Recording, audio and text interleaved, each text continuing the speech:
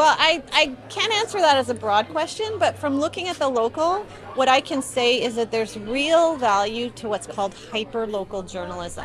We've seen a kind of loss of local journalism in Canada, and a lot of the vitality of sort of community animation and people participating in their communities depends on having good local information, and journalism can be a part of that ecosystem. And so looking at these new startups where there's actually people from the community doing journalism, talking about their realities and getting that shared gets it both up into more of a political agenda, like more political participation, but also it complements community, in this case, community health, but community participation and kind of sovereignty would be the wrong word, but a sense of belonging, a sense of being really anchored in the community.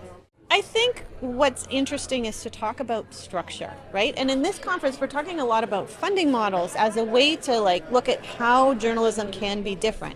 But how might those funding models encourage different types of people to be able to be journalists? That's an important question. But more generally, I think there's a structural question at play. And so the local has a race representation and equity model for who they hire, who they ask to be journalists. And it's more than just who they hire. They have a fellowship program where they'll take quote unquote risks by getting people who don't necessarily have that journalism school experience, but who have been active writing in their communities, and they'll mentor and they'll support them.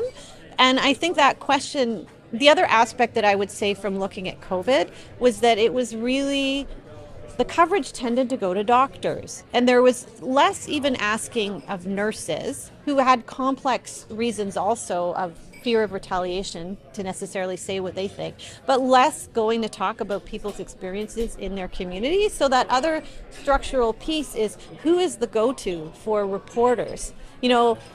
Because something like COVID, yes, medicine is important, but population health and community health is about a lot more, So yeah, it is important maybe to talk to the imam at the local mosque. It is, about why people, the local did a story about vaccination during Ramadan, for example. So those kinds of stories can be helpful for public health officials too, to know the context.